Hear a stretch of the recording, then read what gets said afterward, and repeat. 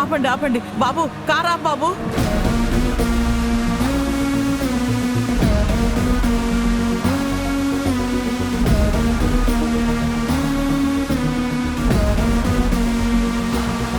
అయ్యో, వచ్చిన ఒక్క కారు కూడా వెళ్ళిపోయింది. అయ్యో దేవుడా, ఇప్పుడు ఏం చేయను? డ్రైవర్ మేడం, కార్ ఆపు. అలాగే. వెనక్కి పోని. సరే మేడం.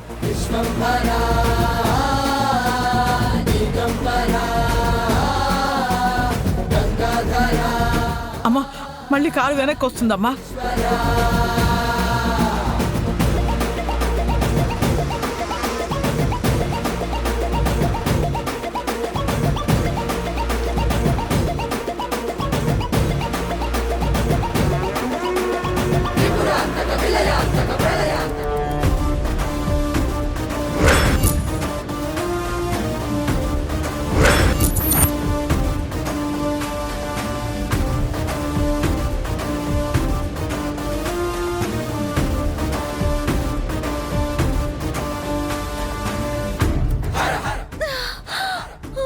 అమ్మా అమ్మా, నా మనవరాలు గర్భవతి, ఉన్నట్టుండి నొప్పులు వస్తున్నాయి. అర్జెంటుగా ఆసుపత్రికి తీసుకెళ్లాలమ్మా. సమయానికి ఎవరు కనపడటం లేదమ్మా. 7వ నెల, నొప్పులు ఎందుకు వస్తున్నాయో ఏమిటో తెలియట్లేదమ్మా. అయ్యో, ఈ సమయంలో అలాంటి నొప్పులు రాకూడదే. అలా నొప్పులు వస్తే తల్లికి బిడ్డకి ఇద్దరికి ప్రమాదం. హాస్పిటల్కి తీసుకెళ్దాం పదమ్మా. పదండమ్మా.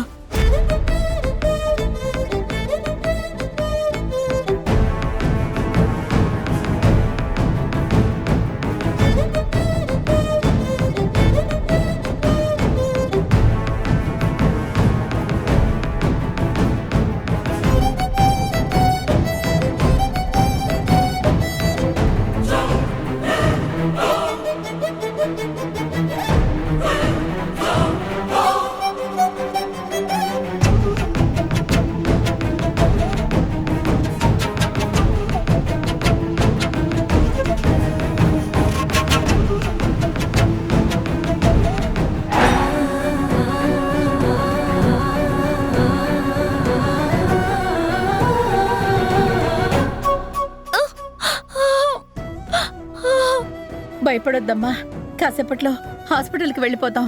కొంచెం ఓర్చుకోమ్మా, ఏం కాదమ్మా.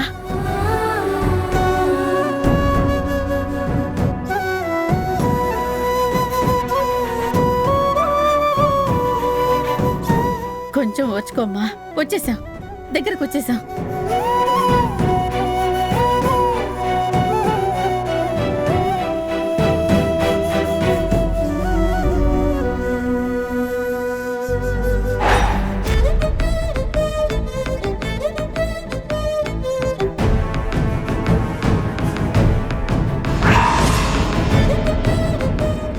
విహారీ,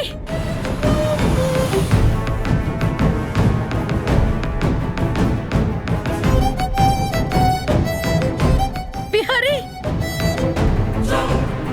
నాన్నా.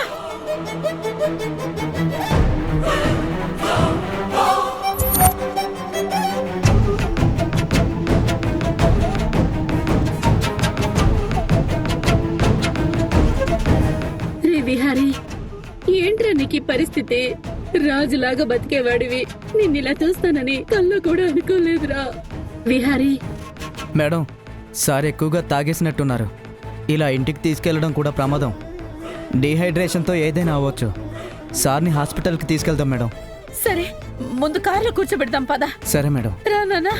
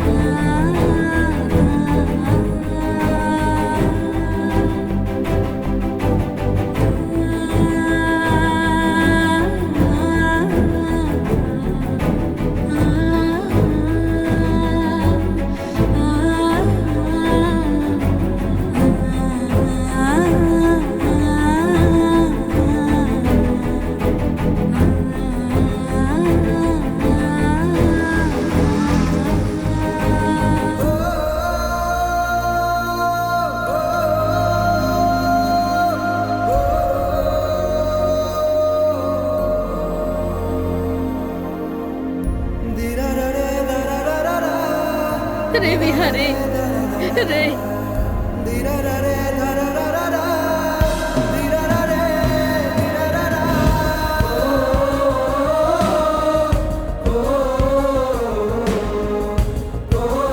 ఈ అబ్బాయి మీ అబ్బాయి అమ్మా? అవునండి, మా అబ్బాయి మీకు ముందే తెలుసా? అయ్యో, మీ అబ్బాయి నాకు తెలియపోవడం ఏంటండి? రౌడీలు వచ్చి నన్ను అల్లరి చేస్తుంటే మీ అబ్బాయి వచ్చి నన్ను రక్షించాడమ్మా.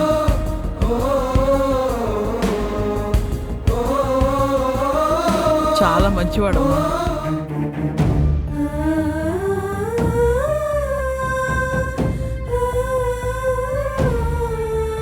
పాపం, ఈ తాగుడు అలవాటేంటో ఏమో ఈ బాబుకి.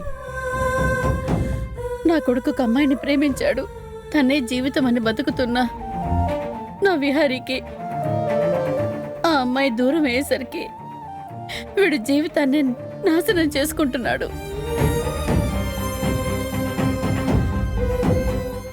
తాగుడుకు బానిసయ్యి ఇదిగో ఇలా బ్రతుకుతున్నాడమ్మా వీడు.